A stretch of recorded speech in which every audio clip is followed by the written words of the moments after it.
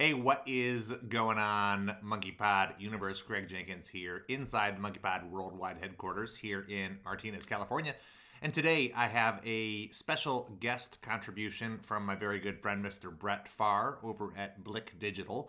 He will be breaking down for us the key distinctions between how opportunities or deals work inside of Keap compared to the equivalent how opportunities or deals work inside of ActiveCampaign. So if you use Keap or ActiveCampaign or have been evaluating them or just want to see how they handle similar situations differently, then this video is for you. Brett is an expert in both platforms, and he's going to walk us through the ins and outs of what you can and maybe shouldn't expect from which platforms. Take it away, Brett. Hi there, my name is Brett, and I wanted to make a short video and walk you through some of the differences that I found between Keap's deals or opportunities and ActiveCampaign's deals and opportunities.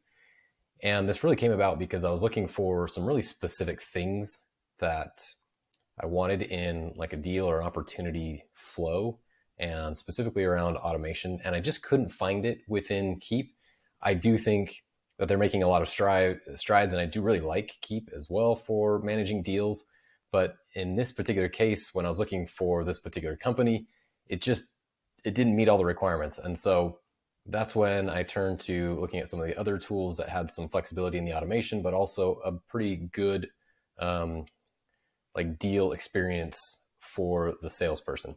So anyway, I wanted to walk you through what some of those differences are today using Keap and ActiveCampaign. So the first thing we're looking at here is Keap Pro. This is as close to ActiveCampaign as you'll find. And what I mean by that is you'll see that you can move deals through a particular pipeline, as they call them, and just by dragging and dropping. And when you click on them, you'll open it up and you'll see that there's all the information about that deal, and then which contacts that deal is associated with, and then just general information about the deal.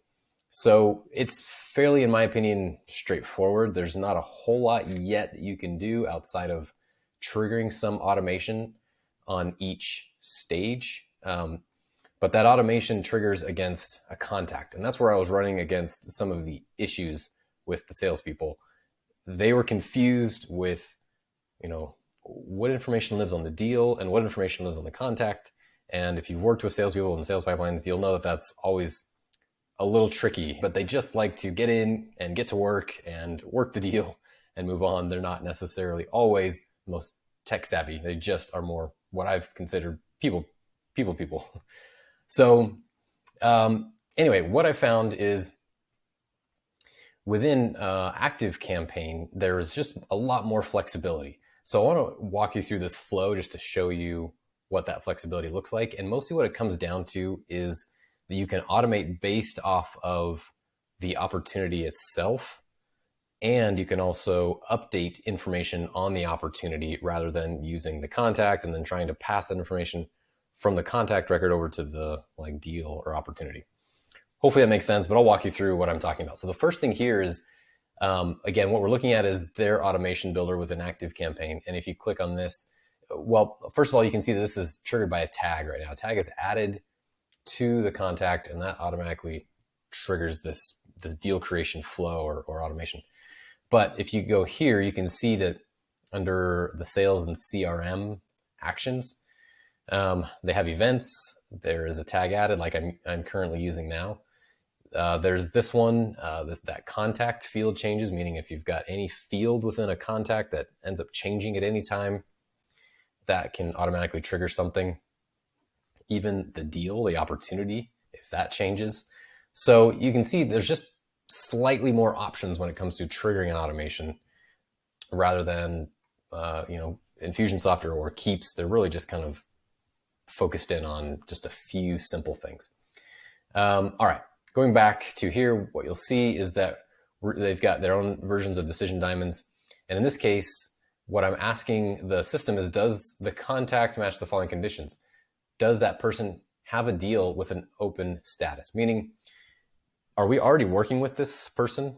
And if so, then we don't really need to create another deal. And so that's what's going on here. And you'll see if yes, then we'll just notify the deal owner and just tell them, hey, by the way, this person went back to our website. They requested more information. It's likely that they're probably a little more engaged. And so just giving them some more opportunity to reach back out if they're not already in contact with that person. If not, then we're going to add a deal, and you can see it's going to pull the full name from that person, and that's what it's going to call that deal, which is great, but you can customize that, of course. Then another tool that I really like, it's just baked in, but with Keap, I had to use third-party tools. We're going to copy information from the contact, and we're going to pass it over to the deal. This made it way simpler. It's one of the main things I was looking for. Made it way simpler for the salesperson to work the information on the deal rather than dealing with the contact and having to update the contact information, but work the deal through the stages, if that makes sense. So I'm passing the state, which was gathered, when the lead was created, the keyword using some, that's basically grabbing the Google Ads information, which website they came from, some other things. Then we're going to take that information, we're going to throw it all into some spreadsheets for reporting in the background. That's what's going on there. We're going to wait 5 minutes.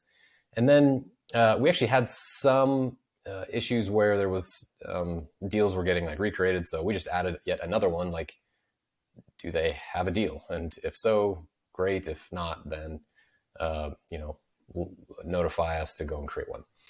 So there's some more things that it does under CRM. You'll see we can add a deal. We can update the title of a deal. And by the way, usually you can tell it when you're doing these to grab the most recent deal. And that's, I would say 90%, at least in this case, it's 95% the case that we want that to happen with the most recent deal. And I would say in most sales organizations, that's probably the case as well. So again, just makes it nice and easy. You can update the deal owner, the value, the stages, all these things you can automate with their automation builder. So it's just really a lot more robust. Going to this, as you can see, it's kind of, again, stage to stage, very similar to what Keap had to offer. So the flow is they come in from Google Ads, they fill out just name, phone number, and email. They're added to this new column. But once they go there, then we ask them to fill out some more information. There's a little bit more details that we need to collect from them to just better qualify them. And so then the system automatically is going to take the information of the most recent deal, like we talked about, and we're going to move them automatically into this completed questionnaire. So when I log in as a salesperson for the day, I know that these are deals that I can, and people that I can call and contact, but this right here is really my, those are my hot leads, I guess is what you could call them. And I could go after them first. I'll just show you here. I'm going to go into this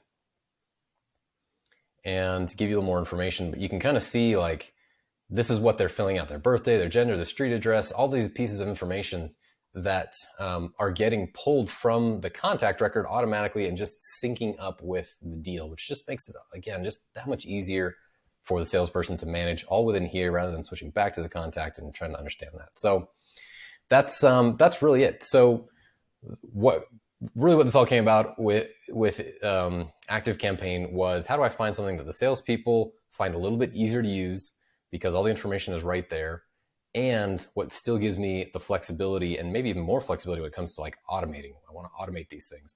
And there's a lot more things going on. For example, when I move them to one, we have this whole thing that kicks off because they're a brand new patient in this case.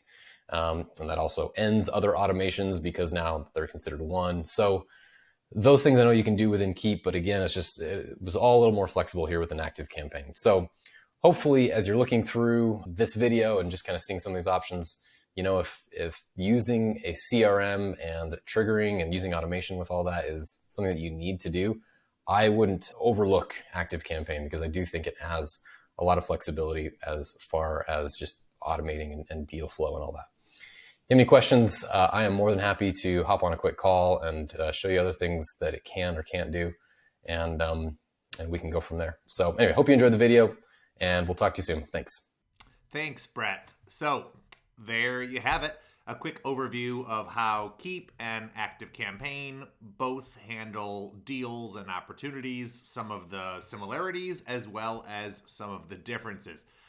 If you want to follow up with Brett directly or have questions for him, you can reach out to him through his website, BlickDigital.com.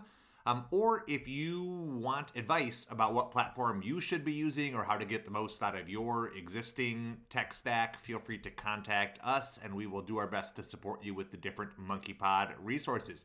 And if you found this video on one of our social channels, feel free to give it a like, to subscribe, or to share it with anyone you think it can help. Take care.